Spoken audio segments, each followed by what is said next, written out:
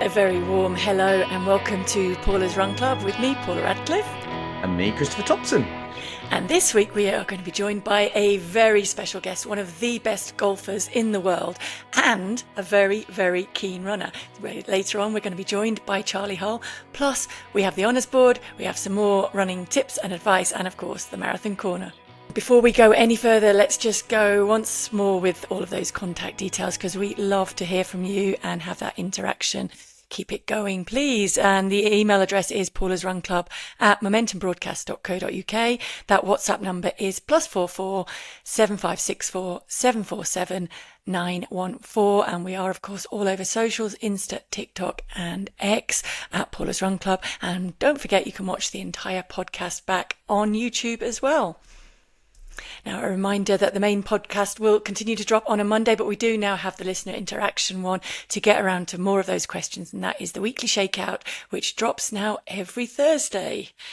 So, Thommo, what have you been up to this week as we build into now, 11 weeks to go for the marathon build-up? And have you been building up a little bit on your runs? Yeah, I have been actually. I've managed... And it was a friend-induced longest run I've done since I've retired. A friend came by and we managed to run. I think I ended up running... Well, I ran with him about 7.5 miles. And when I got back, Theo, with his now having learnt to ride a bike, is just keen to do laps. And so I thought I'm counting this on my run. So I kept my watch going to record the miles. And I ended up with about 9 miles on the day doing a run with a friend and then laps with Theo on the bike. Very cool. Was that Ewan? I crashed. No. Well, no, that was wasn't actually Ewan, because I did see you on socials running with Ewan. Yes, I did a run with Ewan yesterday, and actually, it was funny. Bless him. He was a bit nervous because he's obviously Ewan Thomas, who was a previous guest. People know he's got.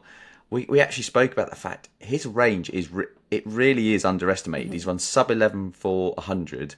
And he's run a sub 4 hour marathon, and it is, in his words, he's completed power of 10. He's just hit so many times. But he was still nervous on the run, and we did it. And bless him, he's a lot fitter than he gives himself credit. But we had one of the most politest heckles I've ever had on a run. So we were going down a country lane, and this car came down the hill.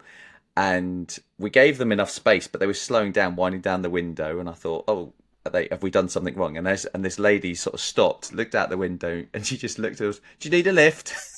And off she drove. And I thought it's one of the best, politest heckles I've ever. I've had some good ones over the years, but it was just. I was going to say, I think that should be a new question now to throw that in. What is the rudest heckle and the politest heckle that you've ever had while out running? I don't know. Give an example of the rudest then. The rudest, if you can, on it. You might have to put some beeps in.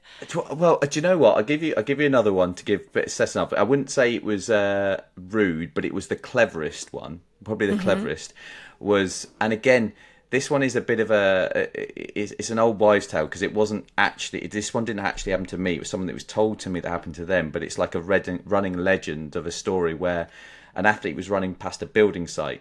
And you know how elite athletes or any athlete change footwear through a run if they're doing a faster run. Yeah, so they run with their flats. So they're running, but they've got flats in their hand. So they're running along, getting to go to the session to swap out their shoes. And they ran past a builder site, which tends to offer some funny comments. And apparently this guy just leant over and said, "Whoa, he's going on a long run." I did an accent there. I don't know why, but it is such a clever kind of. To think about the fact that you're taking your next pair of shoes to run 300 miles and then I'm going to add in the next pair of shoes. Yeah. So you're running in one pair, you're going to run them to their bare bones, and then you're going to swap and keep going. It's quite clever. But yeah, what's your funniest heckle? I've got a few more, but that was a funny one. I don't know, I'm trying to think now. I did actually have a funny one. I'm going to talk a bit later on about how I'm loving running back up here in the Pyrenees. Yes. And so a couple of years ago, I came down and I only had 2 days here. And so I thought, well, how am I going to get in as many of my favourite trails as I can do? So I don't know if you saw it in the last week, I posted on Instagram like a trail that I'd filmed on my glasses while I was out running.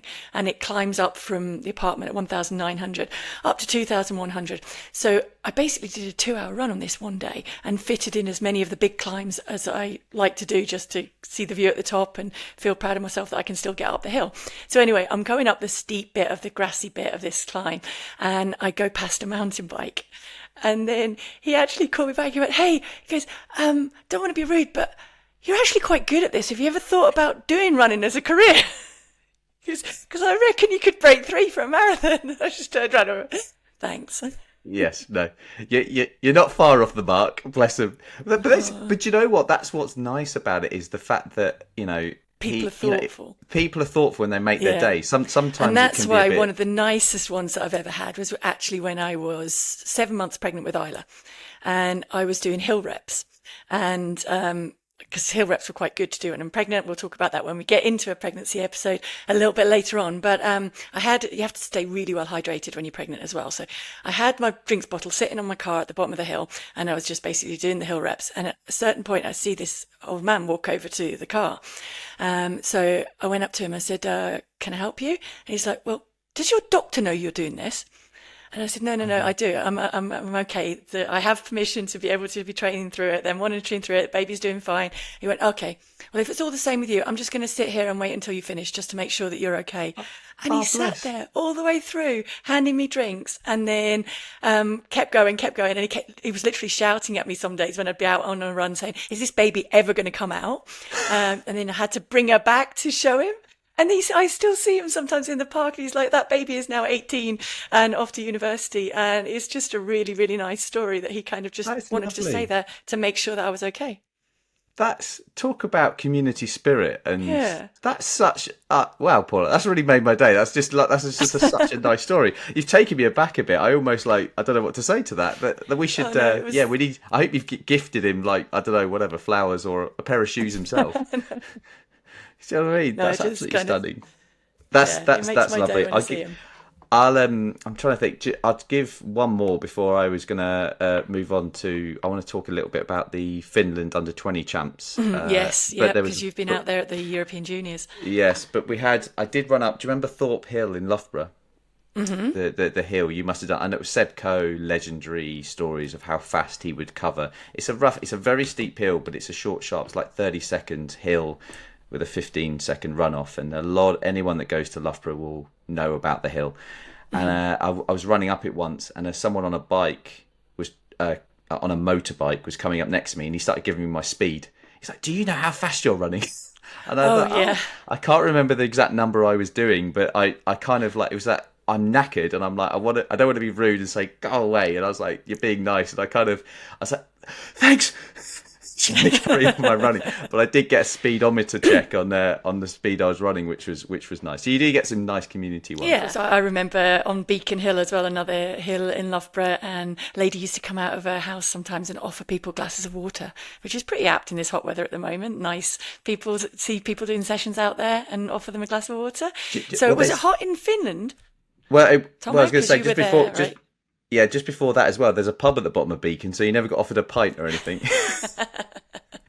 that would be a different event. Yeah, yes, it would be. Yes, I went to Finland. So this goes out on Monday, so it was last weekend for the European Under-20 source. Do you know what? I haven't been to the European Under-20 champs since I was an athlete there in 1999. Coincidentally, do you know when the last time I was there was?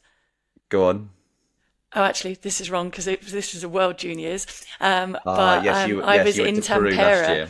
I was in Peru commentating last year, but I was also in Tampere for, I think it was a World Juniors then. It would have been a couple of years ago. I think maybe before the pandemic, actually, because Mondo was jumping as a junior. I was working for the AIU out there. Oh wow! Because they've got also I noticed the Olympic torch memorabilia there, and I had to check on that, and it was because obviously Helsinki had the Olympics, and I think Tampere hosted one of the football games and stuff, so it was a venue for not athletics, for football and stuff. But beautiful place, isn't it? Oh, stunning! And you know what? It was going to events like that. You can see the appetite, enthusiasm there for athletics at the grass. I don't want to call it grassroots, but it's the age group championships. The crowds were fantastic. I was there for Saturday, Sunday. We had some incredible British performances. Well, across the board, there were a couple of real standout performances, particularly I felt the distance. To be honest, that's kind of what I was there for. But the Finnish love their field events. They got really behind especially their javelin. Some incredible kind of javelin festivals they have. But want to make a shout out to Ines Fitzgerald, who says she not only does she listen, and she did incredible. And so, hi Ines, we are so proud of you. You did absolutely incredible from the gun, took off, destroyed the field, fantastic run. In both events, the 3,000 and the 5,000. And I think, just for clarity, she didn't take your European record. No, it wasn't mine. It was Gabriela Szabó's. So right. I actually finished fourth behind Szabo and two of the Chinese that later went on. Actually, we're recording this, and it's going to be Silesia this afternoon, and Faith Kipyegon is going to attack that 8:06 3,000 meter record, world record set back in 1993. So at World Juniors in 92, I came fourth behind Gabriela Szabo and two of the Chinese, Lin Li and Lirong Zhang, and they were in that world record 8:06 race. So watch this space to see if that world record goes down. Yes. But what Ines did was beat the championship record from the European Juniors set by Gabriela Szabo in 1993 in San Sebastian that stood obviously since then. So that's 32 years. Phenomenal performance, front running all the way by Ines. I mean, she was way, way ahead of the rest of the field, and stand out in both. But she did. I spoke to her afterwards. She said she was quite surprised. I said, we've had some requests for her to come on, and she did promise me that she would come on. I said she was a bit surprised. She's such a nice, humble person. She goes, people don't want to hear from me. They do, Ines. You're a legend. Yeah. You are. I don't want to say Paula 2.0 because you're your own person and exactly. We have our own careers. But Ines, we would be so buzzing to have you on, and the listeners would love it. So hopefully that will happen. But also, Sharky can edit this bit out, but Szabo produced for me one of the funniest YouTube videos on athletics. I say funny because we know everyone's okay, but there is a very kind of an awareness of, if you're at a track and field meet and you're walking across the infield, you need to look both ways. And there is a video of her being taken out by a long jumper as they approaching, because they had their head down. And like I say, everyone was okay, but it was quite a moment on YouTube, one of those kind of candid camera videos, wasn't it? Yeah, and it's a standout warning, as you say, to any young kids going to the track, that before you cross the track, it's just like a very busy road, look both ways, and that goes the same for the long jump runway, the pole vault runway, and things like that. So yeah, she picked up her bag after the race and was just going across the infield, minding her own business, not looking around, and walked right into the path of a charging long jumper. Yeah, charging's the right word. Yeah. Before we tee up our awesome interview, I also wanted last thing, because something I saw on my travels which I've never seen before. Have you ever heard of this, Paula? So this again, I've never come across this, but I was in Helsinki airport and I saw a freshly made pizza vending machine. So you got to select your pizza, and they made it for a glass. It was all completely automated vending, and they made a fresh pizza for you there in front of you through a glass window, like a I don't know, like a high street thingy, but it was a vending machine. So people were there selecting their pizza, and they produced a pizza. I've never seen that before. Have you? Wow, no. That's what I have done. Have you ever had a pizza? But yeah. There you As go. a fit athlete, have you ever seen a pizza? Have you ever eaten a pizza? I'm sure you have. Yeah, but yes, yeah.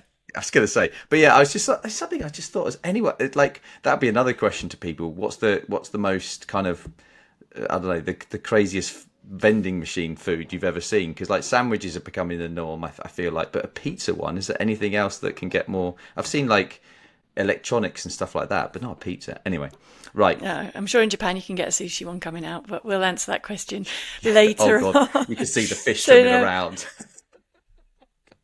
Shouldn't say that. But coming up, what we're going to do now is speak to one of the best female golfers in the world right now. She has been a mainstay of both the Women's European Tour and the LPGA Tour for years, has won Solheim Cups, Battle for Majors. I know you're a massive big fan, Thommo, and they include a runner-up place at the recent British Open. Plus, and this is why we're really getting her on, because it is called the Run Club after all, she is a very keen runner and uses running, I think, for so many things, ranging ranging from mental health to fitness to concentration to managing emotions coming into big matches and big tournaments. So coming up, this is a great, great interview with Charley Hull. So a very warm hello and welcome to this week's expert guest. Great crossover this week. We are very honoured to have Charley Hull join us fresh from a joint second comeback at the Open just last weekend. And we will go into it more in the podcast, but somebody who also shares a love of running, I think, with many of the listeners out there. So hopefully we're going to have a little bit of interaction here, see some of the parallels and differences from golf to running and have a great chat. So welcome, Charley, and thanks for joining us. Thank you. I really appreciate it. Like, I love running. I feel like running is my place where if I feel chaotic in my head or stressed, I just go and run and I love it. And I feel amazing after, like the endorphins. It's the best feeling in the world. But currently I've just sprained my ankle, well, tore a ligament in my ankle. So I'm out of golf for a few weeks, and running, they could say I could be back between 10 to 11 weeks. But it's just really frustrating because I just love running so much. And I was getting at a point where my times was coming down a lot faster. But when did you... Because obviously you came into golf very early, but was running part of that at the beginning? Did you start off as a runner and become a golfer No, by any chance? not. Like in lockdown, everyone was doing, like, remember 5K and everything, and I tried. My friend James Bennett was training for the army, so I went on some runs with him, and the first run I done was 3K. I was like, oh my god, this is so far, how do you do it? And then I done it for like that year. I was getting half decent but nothing amazing, and then I started working with my trainer Kate Davey. She's one of the elite 15 in high rocks. Mm-hmm. And she's an unbelievable runner, and I kind of started training with her, and we just done like loads of high rocks training and stuff. And then it was like in November last year, I really got into my running. Bought 5 or 6 pairs of the same running shoe that I loved so much because I've really got the favourite ones. I can't remember what they're called, but I'm looking at them over there. Do you want to bring them on camera? You could show them. We'll have a guessing game and try and identify them for you. Brilliant. I don't know whether you. It's that the shoe's watching me and it wants me to run. I get really, really tight calves, so these actually helped, like, not making my calves as tight. Okay. There you go. You see, Thommo, do you know that one? There's a great story to that one, Charley, because that's actually the Zoom Fly 6, and that's the one that I decided to run the marathon in Boston. Because it's a more substantial. It's a trainer, but you can get away with running quick in it. And I found my impact on my calves. Do you know what I mean? Mm-hmm. Like, it didn't get my calves as tight. Yeah, because there is a plate in it. So you've probably heard a bit about the technology with the plates that they put into shoes. There is a plate in it, but it's not as an aggressive plate. It's not a metal carbon fiber plate. It's a plastic plate in there, and then it's got the foam in there, and the foam is what's helping your calves. And they're one of my favourite shoes. So great choice there. Yeah. And I really hope. I just want to go back to the ligaments thing. So have they given you a time frame on the healing? It's all been a bit of a process. So I did it last Wednesday, just literally coming out of the car park and fell over. I heard it snap on the way down. I thought I broke my ankle. Got up, nearly fainted. Then about 20 minutes went by. I could stand on it, walk on it, went and hit golf balls after it. Come back the next day. The doctor says, we might need to get a scan. I was meant to be playing in the pro-am of the tournament. And then he done this movement with my ankle. I was like, screamed. And he was like, oh, we definitely need to get a scan. So what I done, I went and hit more balls with my coach and practiced, because I was looking forward to last week, because I obviously played well at the Women's British Open, had so much confidence, and really thought I was going to win last week. And I was on home soil as well. It wasn't too far from my house. It's not very often you get to play in the UK, especially in England, near your friends and family. And then I pulled out the Pro-Am because I had to go and get an X-ray. Then after the Pro-Am, after I had my MRI, I went and played 9 holes on a buggy at the Grove, the hotel, just so I could have a bit of practice in ready for the next day. As I was on the golf course, they rang me up and said it was a grade 3, completely torn my ligament. I was like, what? And the physios and everyone was saying, was like, we don't know how you're walking so normally on it. I said, honestly, I feel like I could get up and go for a run. Like, it would hurt. But I was always brought up with my dad when I was younger. If I fell over, he would be like, don't cry. If you've not broken anything, stand up, like, deal with it. Like, do you know what I mean? Pain's just a weakness of the mind. But I think I actually tore it last year as well. So it looked like it was like the scar that is it scar tissue or something? I don't know exactly Yeah. what happens. That I could see there was damage before, so I think that's what I'd done. But when I did it last year, it hurt a lot more, and I just carried on for it. I didn't really get to anything, but yeah, I just think need to be careful this time around because obviously I've done it twice now. I think, and I'm sure you've got a good rehab routine, but certainly following on from the discussion from those shoes, like I think I would sort of suggest, especially with an ankle one, looking towards a lower stack height shoe potentially, and you get back just to get a bit more stability, proprioception, and feel the ground, because shoes are so thick now, which is great for cushioning, but for ankle stability, it can be a bit. Yeah. Because I went and got my thresholds done in January with my trainer, and I wasn't that fast then. It was only, my threshold was, I was running at about it was about 12.2 kilometers an hour, or whatever it, you know what I mean. Yeah, that's what. So I was then doing my threshold runs at 11.8, and then now I've got my threshold runs up to like, was running at 12.6, and now this has happened. I was gutted. Yeah, So but you will maintain that, and you'll be able to go back to it. And there are things, I mean, I don't know how much access you have to, but you can get back to things like ellipticals beforehand. There are different types of ellipticals. Some of them allow you to have more of a range of movement, kind of move your heel more up towards your bum. And also water running is really good for aqua strength and ankle strength, and then get used to hopping on the bottom of the pool and gradually build up your strength from there. I know, and I'm just worried because I've never taken more than a week off playing golf before. Like the longest I've ever really taken off is like 2 or 3 days, and now I'm gonna be like, it'll be like 2 weeks before I can hit a golf ball. So I'm panicking that I'm gonna forget my golf swing, but I'm not. But I just love practice. I love golfing. I love practicing. And I like running. And I like training, and because that helps me with my mind. Because I have ADHD, it can just calm my mind down, and I really get into stuff. So I've just felt like I've been doing absolutely nothing. Like I just feel lost in my head. So I've just become, I'm a clean freak anyway. So I've just been scrubbing my house and bleaching my house every day.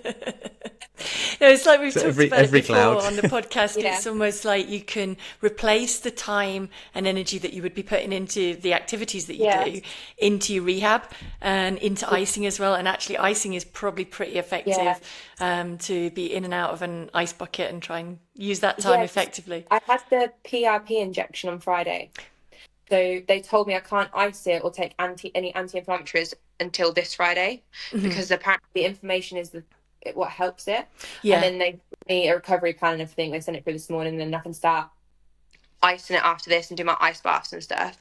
And I can take the boot off to walk around the house, put this ankle brace on, and then I can go and slowly do some putting and chipping. And then the week after, middle of the week, next week, I can start hitting some fuller shots, but then put the boot on certain times and then have the ankle brace on at other times. Just, I'm intrigued by, because you mentioned up to, I think it was 12.6 kilometers an hour, which I think my rough maths is just inside 5-minute Ks, which is very good. And I was going to ask, like, what kind of structured training have you done to do that? Because I know you're quite keen to get your 5K to under 20 minutes time. So have you got a program you're kind of following to do what you were following to do that? It's on my phone at the minute, but usually, so I went and got my threshold done. So you know when they take your thresholds and do the blood testing? That's what it was at the time, 11.8. And then I was meant to go and get my thresholds done in the next couple of weeks because I haven't had them done in 6 months. But with my golf, it's quite hard to do my threshold. I'm meant to do my thresholds twice a week. I do them every Tuesday and every Friday. But then with golf, sometimes if I'm having 2 weeks or 3 weeks on the trot, I'll probably only do one threshold a week because then I'm playing golf and I get tired of all my other training. But then I'll do like casual runs and stuff. But so how long would a threshold be? Would you break it up?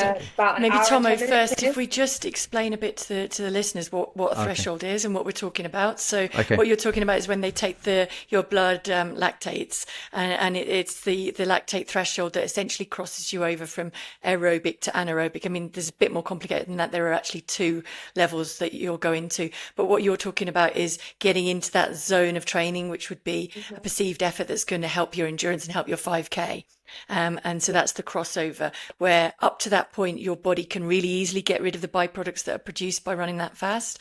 And when you cross that line, your body's struggling to do that. So you can only maintain it for a window of time. And so what you're doing is trying to push that out to faster. And that's why you're getting quicker with that. So go on, carry on with your next question, Tom. I just wanted to explain that for the listeners.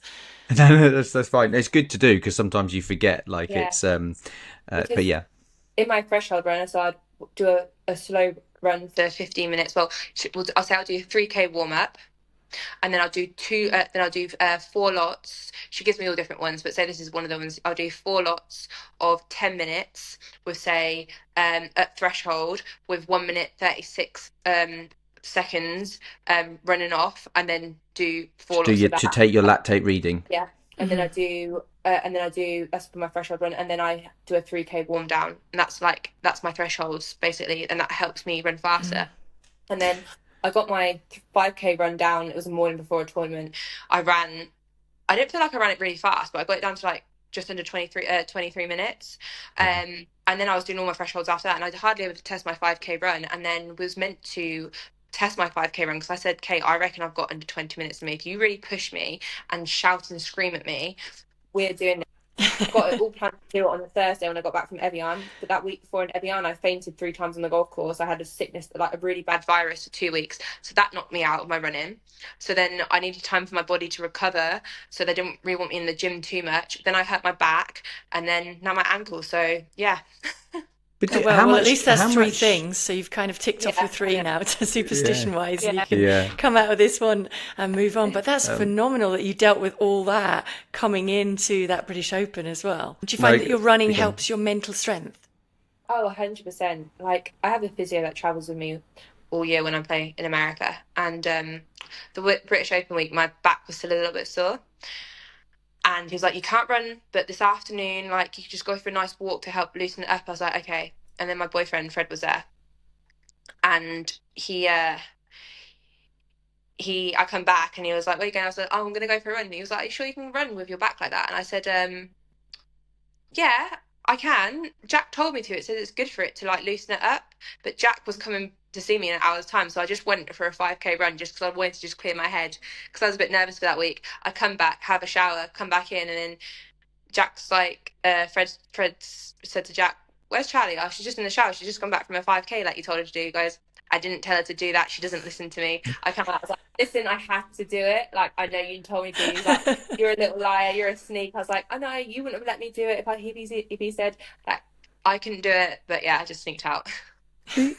So I'm intrigued because that I've got you because we're talking obviously about fitness and golf, and I love golf as a pastime. It's funny. It's like that's my getaway. That's ironically, I go to golf course to clear my head. I absolutely love it, and I did it as a kid. I'm of no particular standard, but it's my real happy place. And one of the things that strikes me about golf, because I'm a fit individual, can run marathons, blah blah blah, but it is hard work walking a golf course and doing it. And people sometimes don't realise that you're walking like 5-6 miles depending on the length of the course. And so my question was going to be, because golf today feels to me as an observer that the aerobic fitness of golfers, people seem more aware of that and the positive impacts of being fitter. Yes, being stronger and the technology and the power and the precision, but aerobic strength seems to be coming more and more into the game. So have you felt a real positive impact on your golf because of the running? Yeah, 100%. I don't train for golf. I have no interest in golf training. Like, I'm good at golf. Like, yeah, this training that I'm doing outside of golf is for my mind. I didn't want to be a golfer. I wanted to be an athlete. That's my big thing that I wanted to be. Like, I mean, away from golf, like, I want to be known as an athlete, not just a golfer.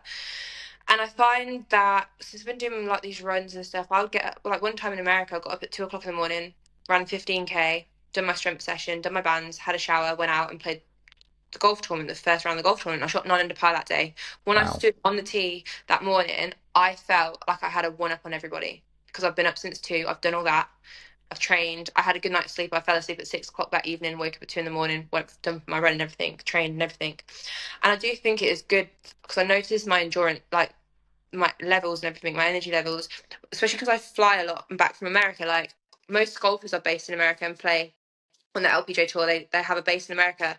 I will fly out on a Monday evening, land Monday evening in America because of the time difference, get up the next day, have my practice round, Wednesday pro-am, golf tournament, play the next week, and then fly home, back for 2 weeks and back and forth. So that traveling itself can take a lot out of you with the time difference. Since I've been training a lot more, I find it easier to recover off on a plane ride. I don't get nowhere near as much jet lag. And then the second week of the tournament, on the final round on the Sunday, when a lot of people are tired, I've got extra energy in me because obviously my fitness levels are up. Well, that was the thing that struck me at the Open watching you. Like, you had a phenomenal third round, but like, I mean, if you'd have won that, I mean, I don't know how many people in history, I'm sure, have been, no judgment, but like fighting for the cut on the second day, and then they're fighting for the win on the final day. It was incredible.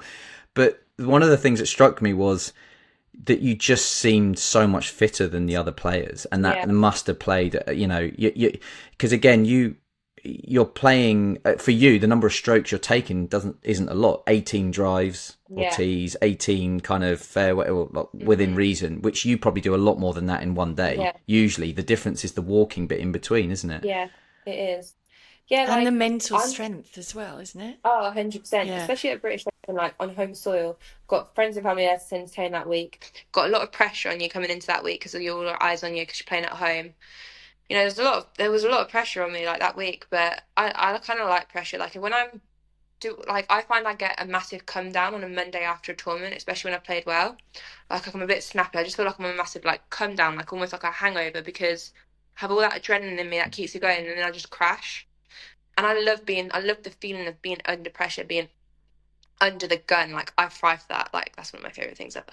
So that was going to be our we love, because that it feels like a similarity, that running is a very inward action, like golf is. Like when you're swinging, you're in your own mind and body, but when you're running and you're competing, there's an element of you got to take into account your competitor and you're trying to beat them. And in golf, I just wondered how much you come out of what you're doing to see what others are doing and reacting to that. Because with golf, it's like taking risks and course management. So how much do you kind of feed off the others and try to kind of put pressure on them, or, you know? I don't really think of it at all like that. Like that Sunday on the golf course, I never looked at the score, the leaderboard once until I was coming down 18. Right. I just wanted to make as many birdies as I can. I don't care what the rest are doing. But as long as I make birdies, then I've got more of a chance of winning it. I don't care what so-and-so's doing or this person's doing. Every hole, I'm going to try and birdie it. You know, some holes, it's a good par because they're tricky holes. You just get by them holes and stuff. And yeah, I just kind of just kept in my lane and just kept focused. Like when I won my first LPGA tournament in 2016 in America, it was the Tour Championship, the biggest event of the year apart from a major. I never knew I had to come down the last hole with a 3-shot lead until that final putt went in. I knew I'd said you got a few for it. Until then, I didn't even know where I was, and I find that's actually a good way for me, not everyone, but for me to look at it. You two are similar in that sense, Paula. Yeah. Well, yeah, I mean, I think it's hugely impressive because you've just got that ability to essentially stay in your lane, control what you can control, and not worry about anything else. Similar to how a sprinter would run their race, but you're holding that for a phenomenal amount of time, and that's why I just think your mental clarity and strength to stay focused and just be thinking about what you need to and not drift off in any way is phenomenal. And that endurance, I mean, I don't know if you ever have in mind that you might want to run a marathon at some point, but I absolutely think you could. That's one thing I really wanted to do. I think like in a few years' time, I'd love to do that. I literally, like, we have like run clubs up in my other house in Kettering, and my nephews, they're all part of them and everything. So it's so much fun. Mm-hmm. We'll have to get you along to one of our run clubs. We need to get her along to, we need because it will be a quiz question for me, because I said to Paula about I was trying to, no, I'll ask it later anyway. But no, you can ask it now, Tom. Go on. Oh, okay, we'll do it in a minute. So, go. Well, this is true. So Charlie, I don't know if you know, but it might be tricky to who it is, but we'll do the time. But I was trying to look up the fastest golfer over a marathon, who it is, and I know Paula won't know, but no, this is the embarrassing bit. I wrote it down, and now I'm going to struggle. Oh, there it is. Is a chap who ran Boston actually when you did, Paula, Scott Stallings. Mm-hmm. Okay, so he is a professional golfer, and he ran Boston 2025 for a charity, and he's the fastest pro golfer I could find. But what time do you think he ran? Is this for me or Charlie? Well, for you, Paula, and then my question was Okay. going to be to Charlie. All Do you right. want to try and beat it? Do you want to try? Okay. Yeah. I think he was quick. I think I do. I think I've read it. Was he not sub 2:30? No, No. Okay. no. What am I going to guess at then? Was it? Can you give me a clue? Was it in front of me or behind me? Behind you, quite a way behind Okay. you. Right. Okay. 3:26. No, it was that's one to me and one to you after last week. 4:10, 4 hours 10. But that's, I mean, so unless you know, Charlie, of any other golfer, it'd be interesting to know, because I know a lot of golfers, like I think she's Rory's got it run right now. She's smashing that. Amy Bolden, I know. I think she's done some half marathons. I think she might have done a marathon. But I'll ask her what her time is. She's just retired, but she played in the LET. But Yeah, no, Yeah. it'd be interesting because it's funny. I've spoken to a few people that they want to be the fastest marathoner in their field. So I Yeah, just thought, like, it'd be quite cool. But so that was my quiz question for the week. But I wanted to ask you about fueling, because one of the things about marathon that is always a tricky subject to address is we think about time as the ultimate defining thing, but actually it's the length of time that kind of differentiates. So for Paula and I, running around 2 hours compared to an athlete out on a course for 5 hours, they are very quite different demands. And for you, you're out on a course for like 3-4 hours, which is, you can't suddenly go stop and, I mean, you can snack, I assume, but like you're not going to stop and have a full-on 3-course meal.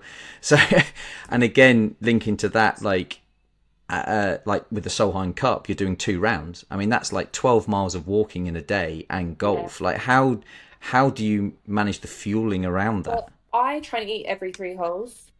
Okay. Like whether it's nuts or an oat bar or a banana and stuff, because to keep my concentration, you actually have to eat at the same time, but not too much. Just like a few nuts every couple of holes, and hydration in my drinks, like electrolytes and stuff. And then at the Solam Cup, I played 36, 36, 18. Like it was like I played every match, I think, and That's over a marathon in walking. yeah, I just ended up what was it? Just having a Pepsi on the golf course on the way around in a Mars bar by the end of it.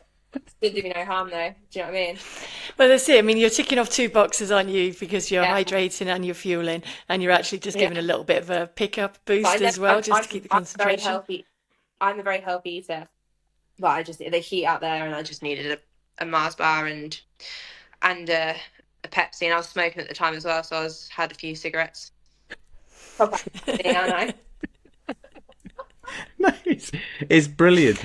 So what It what is your kind of I know we've mentioned you'd like to run a marathon in, like, Yeah. what are your like running aims coming up? I know you've got your ankle to rehab and stuff like that, but and you mentioned about you'd like to be an athlete. What kind of, do you have ambitions or times or anything, or is it just take one step at a time? I did a High Rocks with my nephew this year, and we did the doubles in an hour and 4 minutes, I think it was.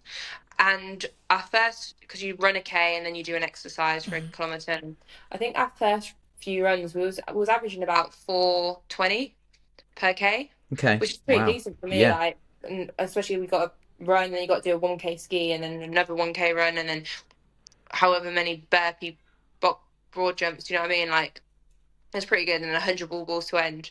That was a lot of fun. I really, really loved that. My adrenaline was crazy through that. Bloody And hell. that's definitely going to boost your training as well. I think that's only going to Yeah. back up your aims to bring that 5K down under 20 minutes. Because Yeah. I mean, what we say is you need to have like a longer, slower run in the week, and then your Yeah, threshold one that you're doing, and then quicker stuff and gym stuff. But what you're doing is rolling that quicker stuff and gym stuff all in together, and really making that Yeah. work for you. Yeah. Do you find, like, with alternative training in the fitness, 'cause I know, 'cause in the gym, do you find you kind of are conscious of exercises that will help, and not help necessarily, but hinder golf? Because obviously posture's a big thing. Like, do you, because I like, don't really lift weights. I don't lift weights. I build muscle okay. as no tomorrow, and I get too bulky. My mum will be like, "Ugh, you don't look like feminine enough." And I agree. Like I build muscle. I'm naturally a very lean, muscly person, and I've got quite strong calves and legs. Before I even ever lifted weights or went to the gym, everyone was like, "Oh, what, you must squat loads." I'm like, "No, I don't do that. I'm just like quite naturally athletic, which is good." But I love doing box jumps. Box jumps are my favorite. I like burpees. I love rowing. I love kettlebell swings. I love wall balls. I love ball slams. Like loads of stuff. Is cycling something as well? Because I read somewhere like about that some golfers are not keen by the leaning over and the hunchingness of it. I don't like cycling because my hips, I feel like then I get really tight hips here. And I found in lockdown, I done a lot of cycling. Like I had an indoor bike and that. And then I haven't rode a bike since I was like 7 years old. And last time when I was 7 years old, I crashed into a car, so I never really rode one after that. In lockdown, I went out to ride a bike, and first time, and then I got on the bike and then I fell over into dog poo. So I was kind of like put off by that, and I felt like maybe because I was the way I was swaying, like, you know, when I was on the bike in the gym when I was in lockdown, like in my house, I was standing up on it and I wasn't probably, you know, like how you just can wobble a little bit. So obviously it's a bit different to ride on a normal bike. No, I think I'm with you there. I think we'll start off, and we all know, listening to this podcast anyway, runners are better people than cyclists anyway. We're the ones that always say hello when you're out there running, don't we? Yeah. But at the same time, I think it's probably more parallel because you're on your feet, aren't you, when you're golfing? Yeah. So to keep that posture up, as Thommo was saying. I love it because at the same time, I'm like, oh, I've got to go out and run. But once I'm in my run, I'm like, oh, I'm loving this. And the feeling after is like the best thing in the world.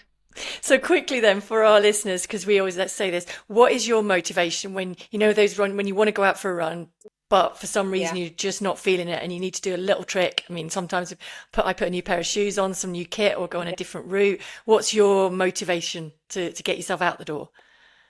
Because I know the feeling once I've finished the run, I'm going to feel on top of the world, and I can think so much clearer. That's the best feeling in the world. If I the way I feel after a run, if I could put that in a bottle and drink it, I would.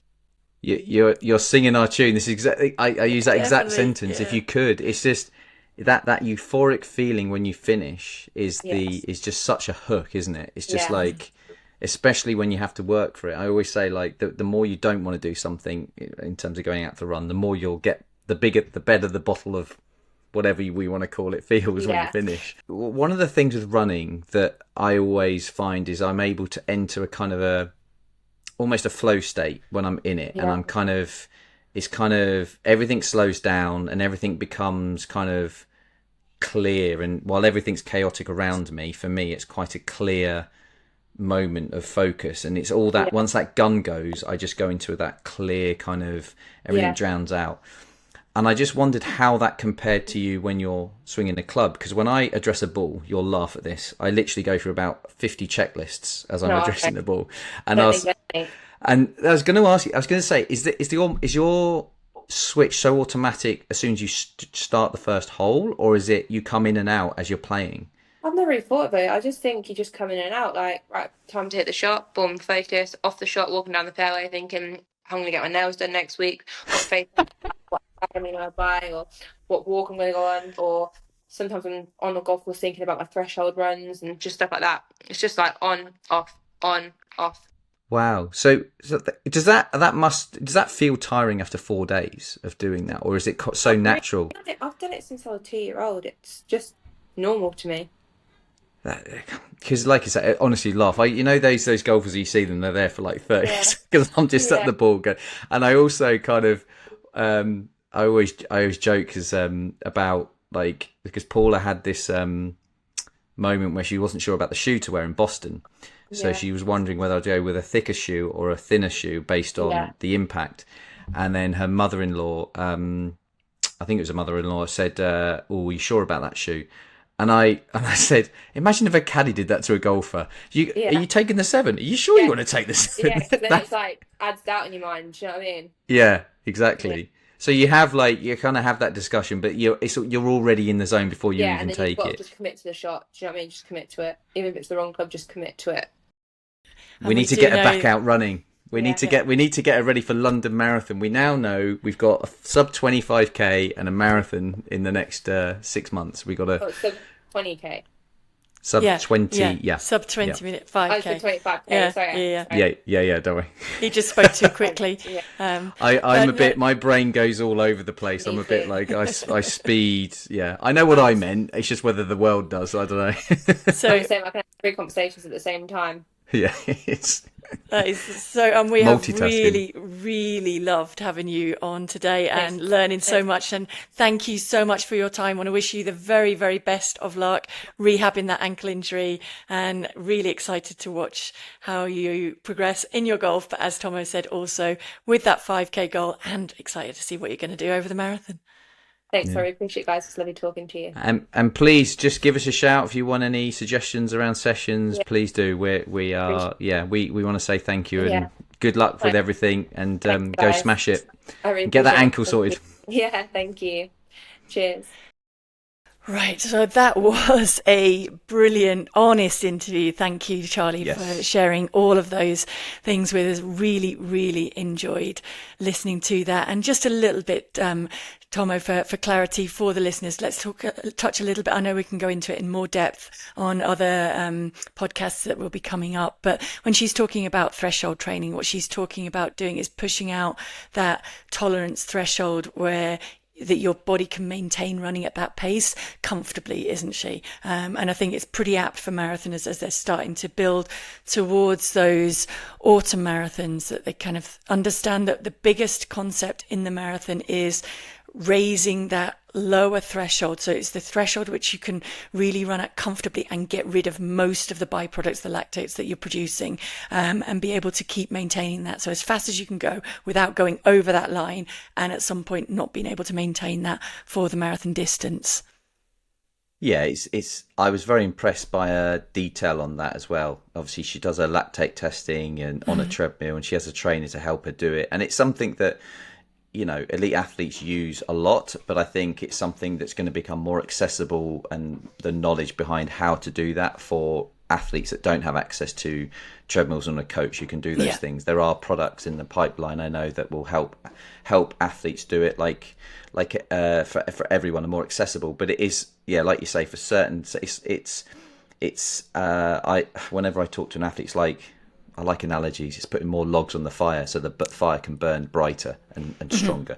I think it's not necessarily a fantastic one, but I like those kind of ways, because if you only have 2 logs, it's only so big the fire can get. If you've got lots more logs, the bigger the fire potentially can be. And it but underlines the importance as you build up your long runs in marathon, doesn't it, of trying to at least close that long run as close to marathon effort as you're able to, because that helps to kind of get your body used to that pace on marathon day. And then, of course, when we're doing the faster stuff, then that is pushing up that tolerance to be able to run quicker, to make the easier stuff, the marathon pace stuff, feel easier. We should definitely do a even more of a deep dive into this stuff, because again, it's the physiology of running is a multi-layered kind of thing. But it's funny, like yesterday, I did do a bit of an ITV interview about the running boom and just the reasons behind it, and there was a few statistics as to, you know, races and just people out there getting out there and running is really significantly increased, and why. And in the interview I talked a little bit about just the access to information, of how we can do more, and so it makes it more accessible, because I think the entry point to running is always been generally perceived as being low. You don't a pair of shoes, or even just whatever shoes you've got, just go out the door, do some jeffing, walk, jog, turn your everyday routines into a bit of running, and then that can feed from there. The entry level is whatever you want it to be. And I spoke to Kev, the interview guy, and we were talking a bit about structure and training and those different kind of things, and he's at that stage where he wants to get a bit more structure to his training, and that's just where he's at. And that's where I talked a little bit about that, just the information and people wanting to understand more, because people can be forgiven to think running is just simply running. Yeah. But there's different paces, there's different ways of going about it. Everything that we're trying to talk about to make it feel like it's a very creative platform, more than just one foot in front of the other. And so, so hopefully that may have already gone out now, that kind of interview on the ITV, but hopefully something that again keeps the awareness going and keeps people finding a place to ask those questions, and ask people. And that was something I said, like, ask us. We don't necessarily have all the answers, but we try our best to make running as accessible and as much of a platform for people to feed off each other as much as possible. Yeah, and try and bring in those guests as well to inspire. And on that, we've got a superb guest coming up next week. We have recorded a interview with the legendary Mo Farah, who's also up here training. Sir Mo Farah. Sir Mo Farah, sorry. Being up here with his kids, going through all of that, and equally helping to pass on advice like that. I mean, he's been sharing techniques and tips with my son about how to finish faster at the end of races, because he got very, very good at that, didn't he, towards the end of his career? Well, in the main part of his career, he was exceptionally good at reading the race and just increasing the cadence and lengthening the stride a little bit, just to make sure that he was so much faster than everybody else. And that is what won him all those titles and created that aura around him. So please do keep sending in your questions and your interactions. Remember that WhatsApp number is +44 7564 747 914, and the email address paulasrunclub@momentumbroadcast.co.uk, and on socials at Paula's Run Club. And the honours board for this week, Thommo, I think we should put on that honours board Innes and the rest of the British athletes out there at that under-20 championships, those European under-20 championships in Tampere. Some phenomenal performances across the board from the British team. So well done to all of you out there. Well done to you, Thommo, for doing your longest run of the week out there. And so someone else I'm going to add on to the honours board this week is Chloe Cuthbertson, who wrote into us. She talked about how she ended up with a metatarsal stress fracture before London this year, wasn't able to run until race day, but did get round on race day because she had a charity place with SR UK, Scleroderma and Raynaud's UK, and they only had 7 places. It's one of their biggest fundraisers of the year, so she didn't want to let them down. So she got around the London Marathon, not as fast as she had wanted to, but she was able to get round in just outside of 5 hours, which was phenomenal given the build-up that she hadn't had really leading into that. So adding Chloe onto that honours board. Do you have any, Thommo? Couple of mentions, obviously Ewan again for keeping up, or he more than kept up on that run, fantastic. And I'd also just a couple more athletes from the under-20 champs. Lila Belshaw won the 15, phenomenal run. We almost had a 1-2-3 in the men's 800 clean sweep with Tom Rafferty and Will, but unfortunately Will was DQ'd in hindsight for stepping on the other track, which was a shame. But they were 1-2-3, but it ended up being 1-2. Unfortunately, that was a phenomenal watch. So yeah, they would be a couple more I would add in the mix. But honestly, I don't like to isolate because everyone did, like you say, so well. But yes. I'm actually going to add one more on, and it's a little bit outside of the running pod for this one, but I'm going to add Hayden Wild on. So my husband Gary has been coaching him for his run training. Hayden was, of course, famously in front in the Paris Olympics and reeled in by Alex Yee in the closing stages, but was involved in a really, really bad bike accident out in Japan in, I think it was March time, and has been really up against it to recover from that, but did actually come back from that to win the triathlon in London recently in a phenomenal performance there, reeling it in on the run, despite the fact that he's not able to swim at full capacity yet because he basically shattered a lot of his shoulder. So I'm going to add him to the honours board as well. Maybe get him on for a chat at some point in this. And then it'd be interesting to hear about his recovery from that. Yeah. In terms of getting back. Really interesting. I think a lot of Alta G in it, a lot of physio work, and he was actually able to get on the bike very, very soon after surgery, just not obviously down on the bars, not using the shoulder while he was recovering from that, but a phenomenal recovery and a phenomenal competitor to pull that victory out. Awesome. Right, shall we go into one quick question? One quick question that I want to, and it's actually leading on from Chloe Cuthbertson. She talks about the fact that she went onto the honours board for getting through the London Marathon. Her next challenge is the Walt Disney World Marathon Weekend Dopey Challenge in early January. Now, I've actually done bits of this. I didn't do the full marathon part, but I did go out to Orlando and do the 5K at the time with Isla. There's a 10K, then there's a half marathon, and then there's a marathon. So it starts on the Thursday with the 5K. then a 10K on the Friday morning, half marathon on the Saturday morning, and a marathon on the Sunday morning. And it's really cool, actually, because they do allow you to stop during the marathon and go on the rides. Oh, wow. And then come off the rides and carry on. Does that count towards the marathon? So if you cover like a mile on a roller coaster, No. does that count? Oh, okay. No, the distance is just what you run. But the times, I don't think people are that bothered about their actual race times. It's more completing that. And then they keep going around for the rest of the day with their medals on all the rides. And it is a really cool atmosphere. Awesome. So what Chloe is worried about is fueling, because the races start so early. The first 3 are at 5 a.m. and then the marathon starts at 4:30 a.m.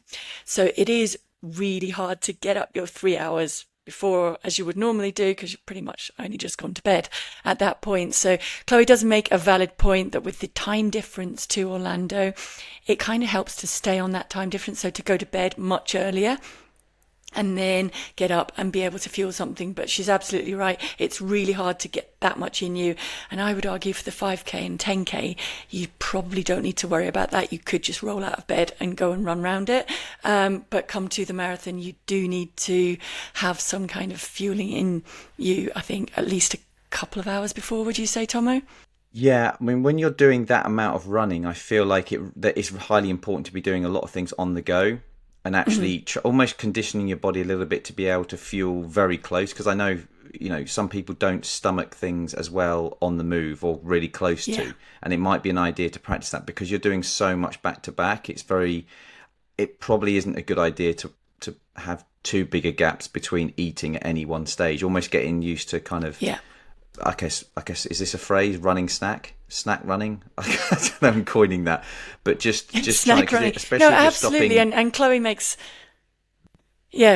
a good point as well. She says that she would like to run our fastest times over the 5 and 10K, and maybe just get through and survive the marathon. So then I think you can almost go with the mindset that a lot of people do on their long runs. Nobody gets up really 3 hours before their long runs in training and eats a full meal. I think just being able to get out there and roll out of bed, get something in you, give it an hour or so, and then move along to the start area, which you're going to have to do in Orlando anyway, and just live the experience. And maybe take your gels when you come off the ride, not when you're getting on the ride. I was just about to say, I was just going to say exactly that. Have the fuel when you get off, not beforehand. Yeah, no one wants a closed down ride because they've had sick all over.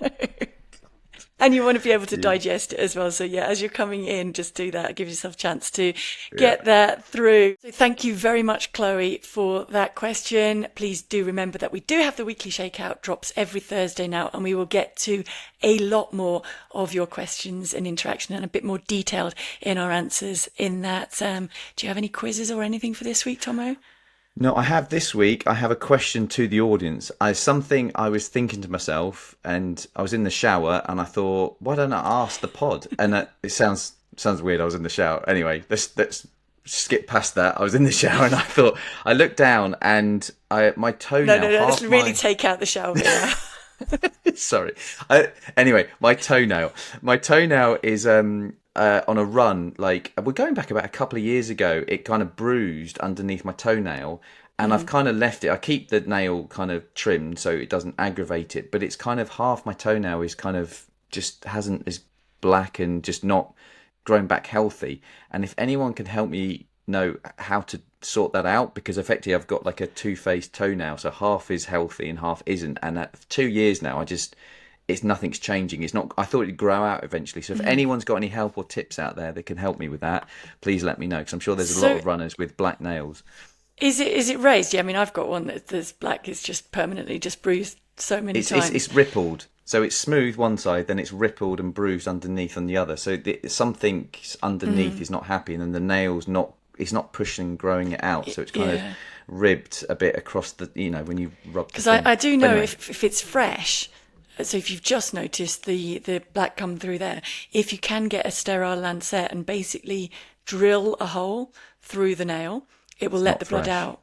It's not fresh. No, it's not fresh. It's 2 years old. It's died in then. I'm not sure what you can do with that. Well, we might not have the answer, but someone listening hopefully can come will. Because that would be good. And that will come in with that. So if you have got an answer to that, please do send it in. And you can email it to the address. You can text it into us, or you can let us know on socials. And before we go, please don't forget also that we still have that offer running for NordVPN. So you can get your exclusive offer. You can protect your privacy online, and you can continue streaming your shows wherever you are and using your streaming services wherever you are in the world. You can get 4 months extra free with this deal, and that is at nordvpn.com/Paula's Run Club. One more reminder of the contact details before we go then. The email is paulasrunclub@momentumbroadcast.co.uk. Text on +44 7564 747 914. And on all of the socials, it is at Paula's Run Club. And you can watch the full episodes on YouTube. Please don't forget the shakeout on Thursday. And this has been a Momentum Broadcast production. Thank you for being a part of our Run Club. And please like and subscribe. Tell everybody all about it. Excellent. That's a wrap.